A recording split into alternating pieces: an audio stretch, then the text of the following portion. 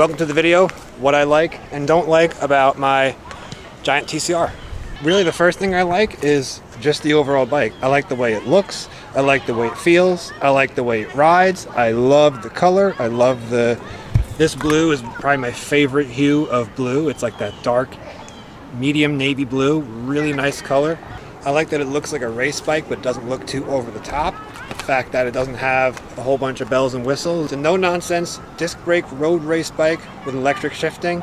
No frills, not a lot of show, but a lot of go. Speaking of the way it rides, I really like the geometry of the bike.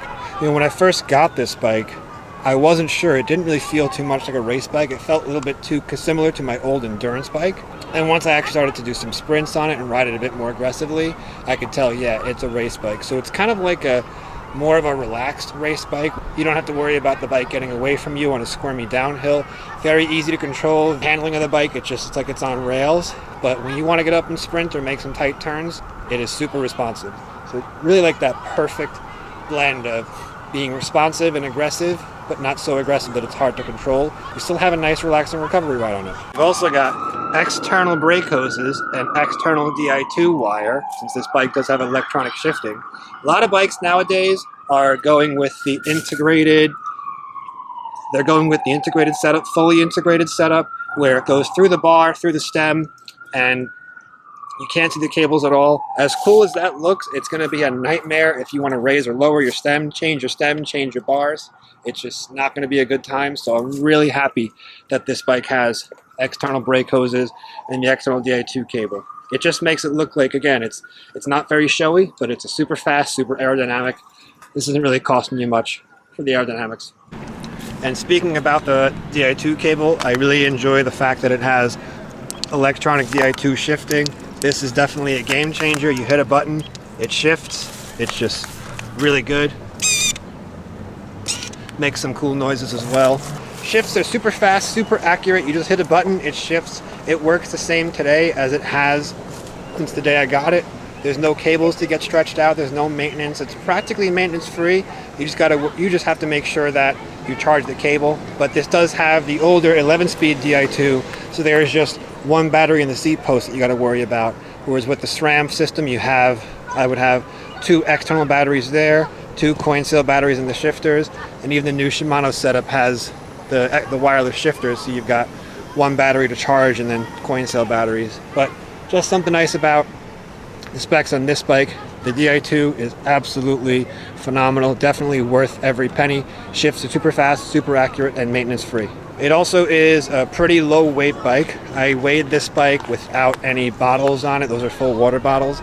I think I weighed it, I don't remember if I had, at one point I was running this bike with mountain bike pedals, which are a tad heavier, maybe, I don't know, almost half a pound heavier. But I've got the road pedals on right now. I've got road shoes, I'm really enjoying that. I think this bike weighs between 17 and 18 pounds. I want to say around 17 and a half pounds. Not the lightest thing in the world, but light enough for me. I mean, I'm over 200 pounds, so this bike has plenty of get up and go. It's lighter than my Wabi. It's the lightest bike I've ever ridden. I don't need it to be much lighter.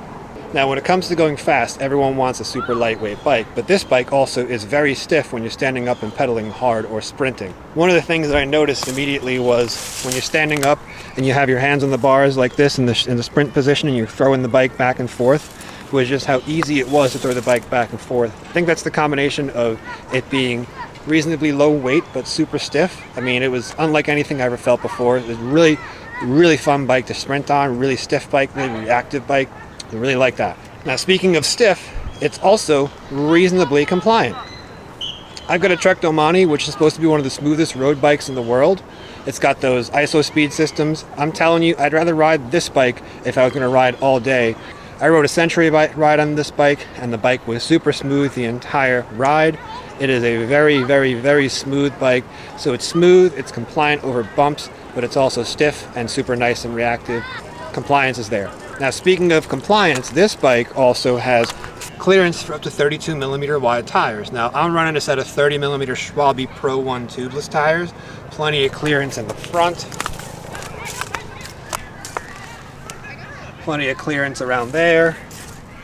And let's see, plenty of clearance down there as well. got some clearance. This is a 30 millimeter wide tire, so you can only go up to 32, but it really is nice that you can have a road race bike and put 32 millimeter wide Panaracer Gravel Kings or your choice of gravel tires and actually ride some lightweight gravel. Or if you see some lightweight gravel like I saw over there just before, it's not going to be as crazy. If you're running a set of 30 millimeter road tires, you're going to be able to explore it a little bit easier. And now another thing that I like about the bike, and this kind of surprised me, is these giant SLR1 wheels. These wheels are very, very, very fast. They're very responsive. And it took me by surprise because as soon as I got this bike, I put my MV SES 3.4s on with the GP 5000 tubeless tires in 28 millimeters. But then I messed up my front MV wheel with a tire lever, so I had to go back to these wheels. I think I just had the stock 25 millimeter giant tires, and I was pretty blown away at how fast the bike was. The bike is noticeably faster with these giant SLR1 wheels than it is with the MV SES 3.4 wheels. For a bike of this price range, $6,000, to have wheels that feel faster than a set of $3,000 wheels, that is absolutely amazing. So that's what I like about the bike. Now we're going to go over some of the things that I don't like about the bike. It's only a couple of things, and I did have to start to nitpick a bit because overall I do really enjoy this bike. But there are just a couple things that I'm not too fond of about this bike. The first thing is that it is made of carbon fiber. Now, carbon fiber is a great material. It rides well, it rides smooth, it's light, it's responsive. It's probably the reason why this bike is so responsive and so stiff but so compliant. However, as a commuter cyclist, I first got into cycling as a commuting. I didn't want to go anywhere near carbon fiber because of how brittle it was. It can get easily crushed if you clamp it too much here. If you clamp this down, you really have to be careful. So you just have to be really careful with carbon fiber. And I still have it in my head that carbon is the weakest material that you can make a bike frame out of. Ride's great, everything else is great. But as far as you want to throw it in the back of your truck, you want to throw it in your garage, you want to throw it in your car, heaven forbid you drop it if it has carbon bars, yeah, you know, it's not going to fare as well as aluminum, steel, or even titanium. The next thing is going to be the 11-speed Di2 with the wired setup and the fact that it's forcing me to run these handlebars. These are full carbon handlebars. They're nice, they're stiff, they're lightweight, they're comfortable.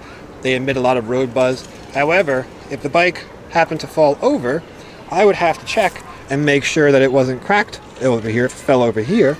And if it was cracked, it's not as easy.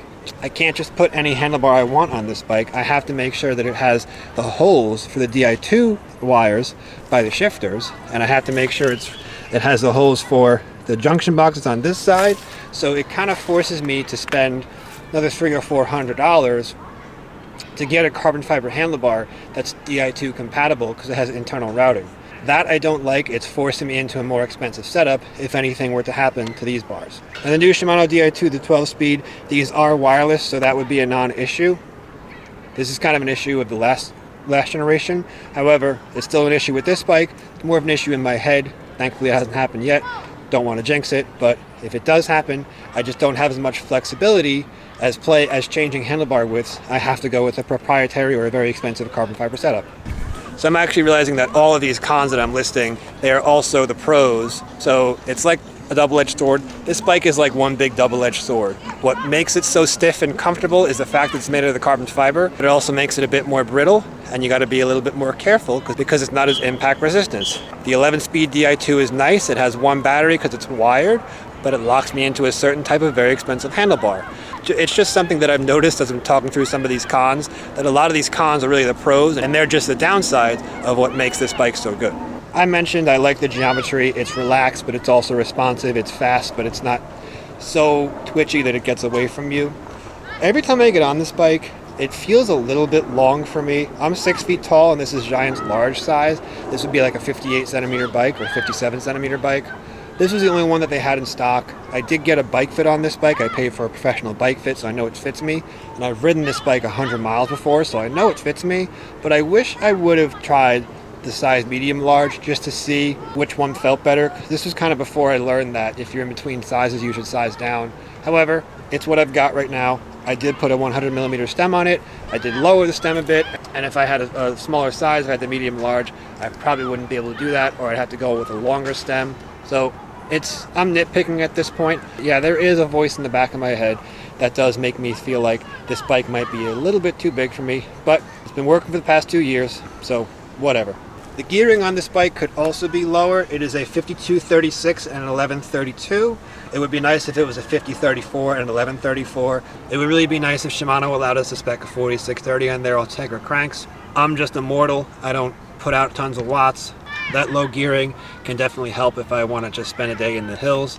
But this has become a moot point just because I ride single speed so much, and I do ride hills in my single speed. So I have gotten stronger. I know how to climb on gears that aren't really as low as they should be. And I know Absolute Black does make the 4630 chain rings or the 4832 chain rings, so I could always go that route if I want.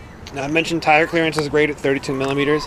It would be really nice if you could squeeze a 35 millimeter tire. If they just opened up the clearance in this bike a little bit, it would be a true one bike does it all, because in my opinion 35 millimeter tires are fine for a lot of gravel anyway. So that extra clearance could mean that you could just have one bike and just switch the tires, and a true one bike does it all. And like I said, the wheels, these wheels are fast, they're fun, they're great, they're high quality, but they are hookless, which means that you cannot run tires like the Continental Gator Skins. You cannot run tires like the GP 4 Seasons if you want just a cheap training tire. You've got to stick to the tubeless compatible tires like the Schwalbe Pro 1s for the GP 5000 STRs. This is becoming a non-issue as well. You know, when I bought this bike in the beginning of 2021, 2.5 years ago, I don't even think that these tires were in stock a lot, but I've got a whole bunch of these tires, and tubeless is better anyway, just a little bit more work to set up. I'm nitpicking right now, but the hookless rims do force me and force anyone that has hookless rims into using a more expensive tubeless setup. I'm really nitpicking right now, but this is a 1 1/4 inch steer tube. I did switch the stem for a shorter one. It hasn't been an issue. And finally, we've got this proprietary seat post. Again, a non-issue. I've had no issues at all with this seat post, but it would be nice if it was that standard round 27.2 millimeter seat post. Would just give a little bit more flexibility to, if you want to change the seat post to a different color, or put an alloy seat post on there if you wanted to load it down with a seat post mounted rack. So those are all the cons that I could think of on my TCR. Definitely really appreciate having this bike. I have a lot of fun on it. This bike is definitely, it's fast, it's fun. I never feel like I should have taken a different bike when I take this bike. I always have a ton of fun on it. And a lot of the cons are just the way the bike industry is going, unfortunately. Proprietary handlebars, proprietary stem, proprietary seat post.